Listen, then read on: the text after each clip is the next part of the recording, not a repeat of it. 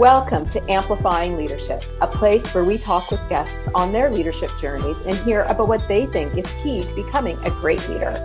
My name is Tara Lehman, and I'm a partner, coach, and consultant at Twin Life Coaching and Business Services, of which Amplifying Leadership is a division. For our leadership clients, we love to support you through this podcast, tools, coaching, and more. To learn more about Amplifying Leadership and our leadership community, please visit amplifyingleadership.ca. Today, I am welcoming Christopher Fox, founder and managing partner of a consultancy that focuses on communication and promoting ideas through thought leadership. Christopher is also a speaker and a presenter. Welcome to the show. Thank you. I'm so excited to be here, Tara. We're excited to have you.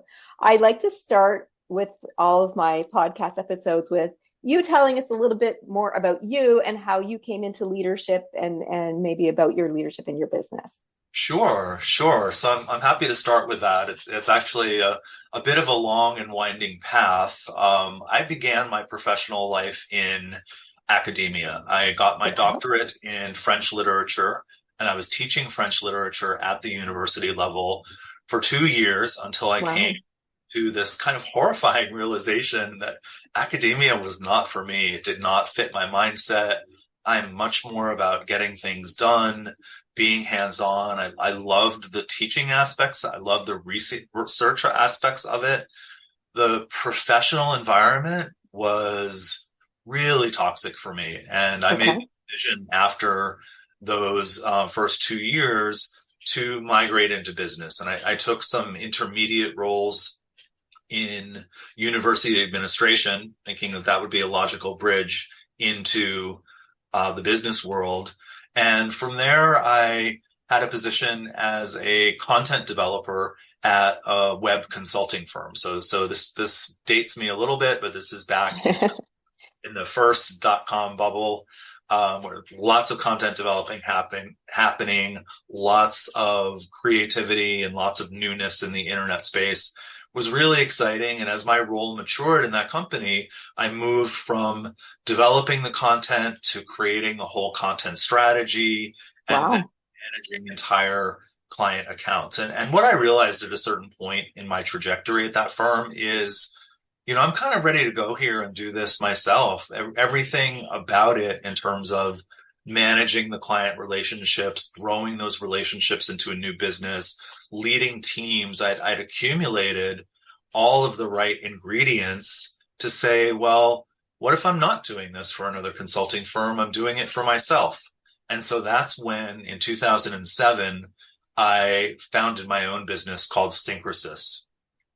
The way you described it is accurate, but it's actually had a couple of earlier incarnations as well. Okay, yeah. And we started more similar to what I was describing in terms of focusing on online communication, developing whether it be websites or communication portals or any of those online tools for our clients in a range of industries. And then over time, and really I would say the past 6-7 years at this point, I decided to focus the business down into one very specific industry, which is this concept of financial innovation. So that's not really an industry. You might think, well, what does that mean? It means that we work with, very large global institutional banks, as well as financial technology disruptors and even high potential startups. It's a really companies, but it's focusing on their thought leadership and their approach to getting their ideas and insights out into the world. So that's how we close the big loop from doctorate in French literature to the introduction that you gave and what I'm doing now here with Syncresis. It's been an evolution for you. It has. And, through all of those stages, it was, one thing that would happen in the course of all of those transformations was, of course, each one of them required a higher and higher level of leadership, whether it's leadership within a company and within teams that were then the teams of the client relationships I was running, leadership at the client level, because as a strong consultant, you're also in a way you're providing leadership to your clients Of course, yes. as a founder of a business with with multiple teams and people of multiple roles, and then of course now the leadership responsibility of being a CEO as well as being very hands-on with clients, which I still very much am. Very good. That's an awesome story too. So I know that one of the topics you like to talk about is authentic leadership. Why does that topic resonate with you? Yeah, so there's really a number of ways I'd answer that. It's such a great question, and I go on and on about it because authentic leadership is essential to me. And you can pull me back if I go on for too long, please. Okay. The first place that I'd say is it really echoes my own journey of just kind of shedding my skin as I became more confident and more experienced. I'm the one who's perfectly happy to show up in front of the CEO of a major global investment manager. And, people can't see the video here, but I'm showing up with blue hair, and perfectly happy to have Yes. that conversation peer to peer with that person. And that's just, one little example of shedding my skin, being perfectly willing to be as left field and quirky and whoever I am whenever I feel like it. I love it. And his hair is awesome to our listeners. His hair is awesome. I love it. Thank you. So that's one level of authentic leadership. It's just that personal sense of like, just be who you are and be willing Yeah. to get rid of some of those things that people tell you are professional polish. You don't need that, but Hmm. there's more to it, right? So one of the things I'd say is that when you're true to yourself in that authentic way, it gives you access to the superpowers that only you have, Yeah. right? So the world of business, it's anywhere you go, anywhere you look, it's crowded, it's competitive. Like in my own world, there are any number of other content agencies that someone could work with. And yes, they're similar on the surface, but they're not, because they're not, I mean, it'll sound a little bit self-important, but they're not run by me. They're not focused on thought leadership in financial innovation. They don't Hmm. have our approach to thought leadership, but all of those things are anchored in that idea of authentic leadership. And, really, if you can't stand out, you won't go far. And if you're True. not authentic, you won't stand out. So being authentic as a leader, it gives you this platform to basically go in front of clients or go in front of anyone, and you sort of start your mental sentence with the phrase, I am the only one who can, dot, dot, Hmm. dot, whatever it might be, and do it in a way that's honest and humble at the same time. I like that. I like that. Being honest with yourself. Yeah, being honest with yourself. And one example, we were talking about this earlier this week on my team, is there's all sorts of vanity publications out there that do this thing that I think it's so cruel. They go and they look for startup founders and they tell them, we've spotted you as a rising star and we're going to write this media profile of you. And it gets them all excited. Of course it does. They have all these aspirations to getting visibility as their business. And then there's the punchline, so to speak. We'll Mhm. profile you for $2,000. Yes. I don't And know about you, but I get that with our business as well. yeah. And it's mostly fake. No one reads them. And that's not authentic business. And the reason Mhm. why I bring it up is that it's not just being authentic as a leader, but the business itself has to be authentic. And Absolutely. there's a whole spectrum between a business that's authentic and, truly fraud and truly scam. And I'm not Mhm. saying these vanity publications are all the way over to the other end of the spectrum, Yeah, but some of them are great. but Yeah. but some of them are drifting that way. And Mhm. the idea that the authenticity of the business is also connected to the authenticity of the leader, and it's as true with your clients as it is with your team members. It's Mhm. authenticity, as a leader, it's really the engine for getting traction and building loyalty. Yeah. It's very important. And I love the authentic leadership side of things, that we can all be unique and not have to feel like you got to wear that suit wherever you go type thing, right? So, yeah, I love it. I want to come back to a word that's, you said earlier, which is about ideas and the fact that ideas matter around leadership. Why would you feel that it's so important for leaders to understand that ideas matter in business and leadership? Oh man, that's another one where you might have to shut me up, but we'll see where we get. All So, right. I guess I would try to put it really simply. It's like you need ideas to seed trust. Hmm. It does actually connect to what I was saying about authenticity. And Hmm. the way I'd break it down is that really any business or any, let's say you're launching a B2B software product or SaaS product or every service offering that might be out there in the world, it has to represent, it's a thing that people, that Hmm. your customers consume, but it also has to represent an idea about change, right? It's not compelling if there's not a before and after. Hmm. Yeah. And that idea about change is, I just fundamentally believe this is the thing that's sticky. It's not necessarily the functionality or the specific deliverables that you offer as a consultant or whatever it might be. It's that idea about change that really makes it all work. So Hmm. that's really important about ideas. And I guess, you know, full disclosure, there's the final layer, which is that my company actually develops thought leadership strategy and content for clients. So of Hmm. course, I'm naturally going to be biased toward this Yeah. ideas. And one thing I'll say in early client meetings, it's kind of like, if a tree falls in the woods, did it make a sound? Hmm. It's the same thing. If you innovate in the woods and nobody hears it, did you actually do anything? Yeah, it doesn't matter. Think that's kind of the Yeah. anchor question, and that's what we do is we help companies bring their fundamental ideas and insights back out onto the surface because they're focused on building something, they're focused on operating their business. Sometimes the idea gets buried down in all, Hmm.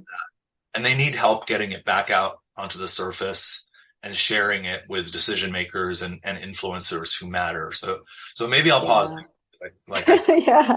keep going. No, I mean, sometimes people get stuck, especially now in finances, and they forget that if we're innovative and come up with some creative ideas, we can actually build upon our sales and revenues as well. And that has been getting pushed down lately as well.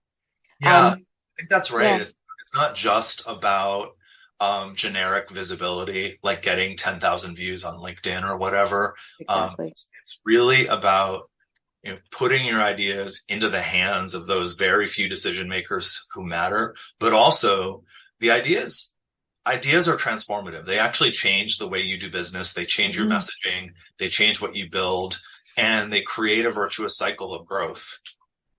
Yeah, absolutely. And, when you have a good workplace culture that allows for ideas to be shared and heard, I mean, I think you can get an abundance of great ways to move forward. What are your thoughts on some key ways that leaders can maybe have those growth, sustainable workplaces where ideas can be shared or, can increase and make the cultures better? Yeah, that's a really interesting question because it does reflect culture. And I guess the way that I would frame that is I put it first through the lens of a principle of radical Okay. kindness. Radical I mean by that, it's really about you only care about the best work getting done. And it's like if your leadership depends on the location of people's bodies at specific times, then you've failed. Hmm. So you really, as a leader, it's part of your role to give people the space and the support to do their work extremely well, which includes generating ideas. It includes the space Brainstorming. Yeah. to noodle through those ideas and think through how they work. Do they work? Don't they work? And honestly, as far as they get their job done, they think and work extremely well. And I've pushed myself over time to really force myself to believe that the rest of it is none of my business. And like in kind of Yeah. like a literal way, people use that Yeah. phrase, time, but like it literally is none of my business where you are. If you're on my team and you have a newborn and you need to be at home, or a toddler and you need to be at home, like who cares? Honestly, Hmm. I I can't possibly bring myself to care. It's none of my business if you're getting your job done and you decide you need an afternoon to do something, Hmm.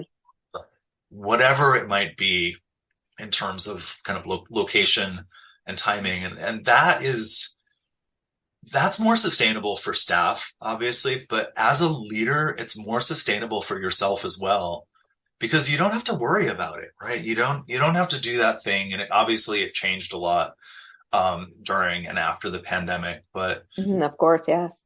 you see this thing where leaders, especially the small business, it's almost like they go out and they kind of do the loop and do the livestock check and make sure all the Hmm. livestock were there and doing what they needed to do.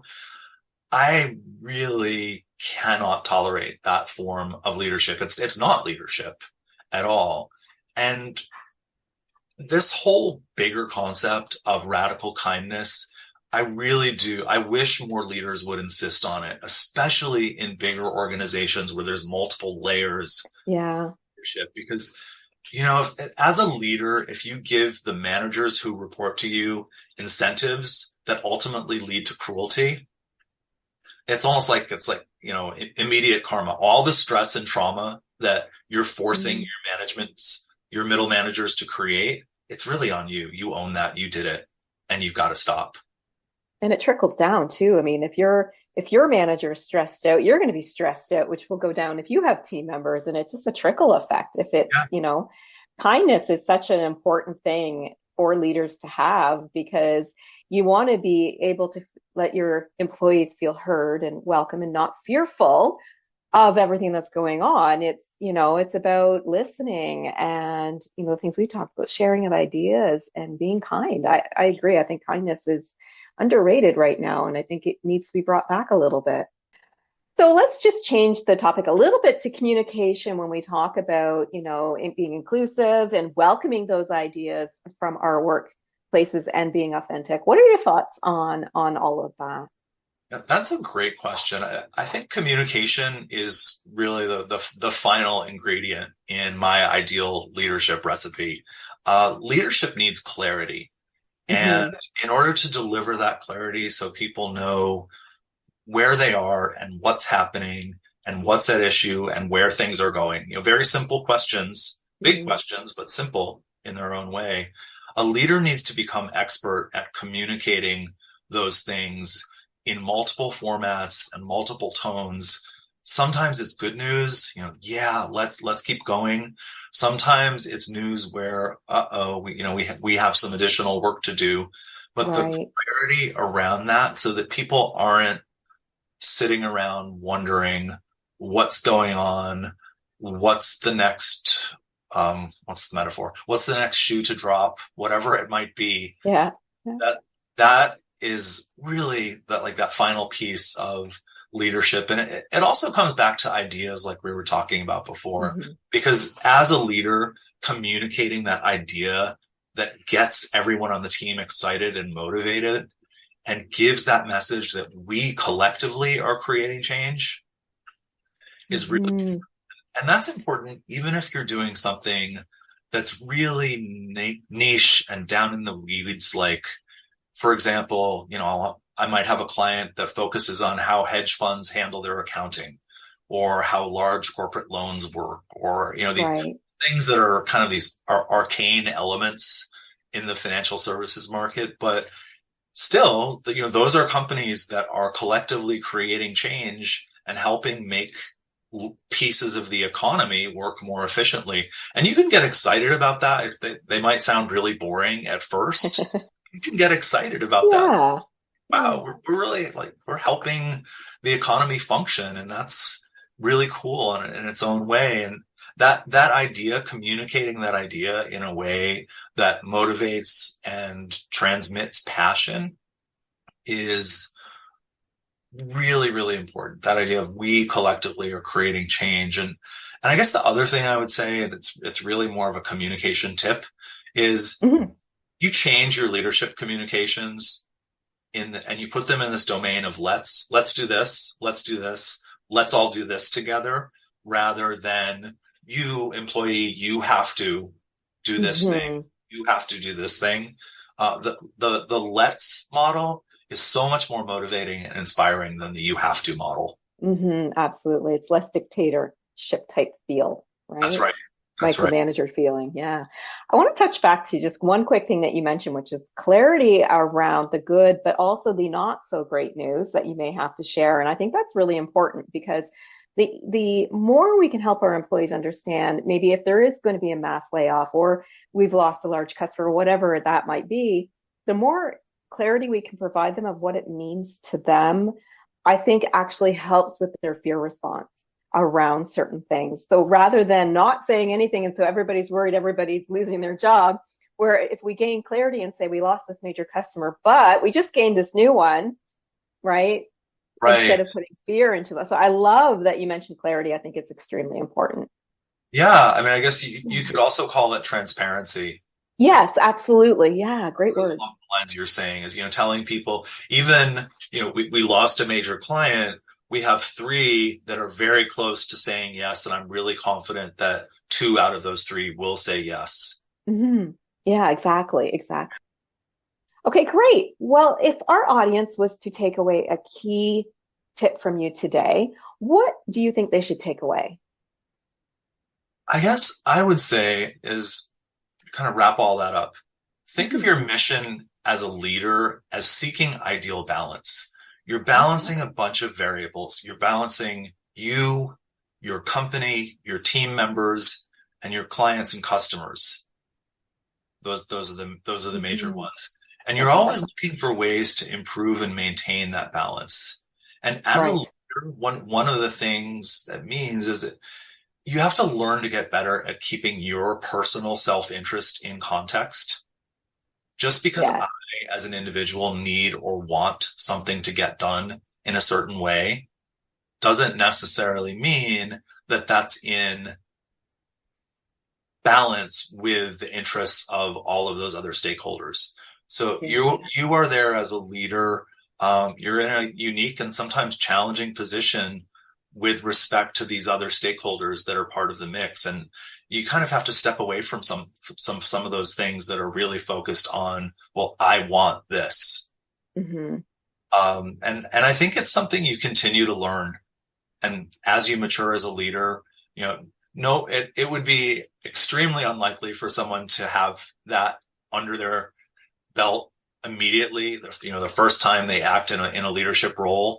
I'll say I'm still learning it, and I hope I always will still learn to continue to optimize that balance. And it's almost like I don't want to be perfect at that. I want to be in constant learning and rebalancing, and that's like the balancing act. It's not just stasis. It's constantly balancing and rebalancing and making sure. And I guess maybe if I want to say it in a really simple way, is the big tip as a leader is learn to get and stay out of your own way. Yeah, I love that. And I like that you talk about constant balance, because there is never like that line where it's not going to move, right? And I think that's really important as well. Excellent. Thank you so much for an amazing conversation today with all these great tips and ideas. Thank you. I really enjoyed it as well. So if our audience wanted to learn more or connect with you in some way, how can they find you online? Best way to find me is on LinkedIn as Christopher Fox. You'll see that I'm the managing partner and founder of Syncrasys, and that's right there and visible on my profile. There are a few other Christopher Foxes out in the world. They are not me, but you'll easily see which one of them focuses on financial thought leadership. Awesome. Thanks again for your time today. You're welcome. Thank you for having me. And thank you to our listeners. We both hope that you're taking away some key information to help you on your leadership journey. If you are new to leadership or a seasoned leader who knows that support and developing of skills are the way to move forward, or perhaps you want to join our community, please visit amplifyingleadership.ca, a twin life coaching and business services division. Until next time, please be safe and be an amazing leader or leader to be.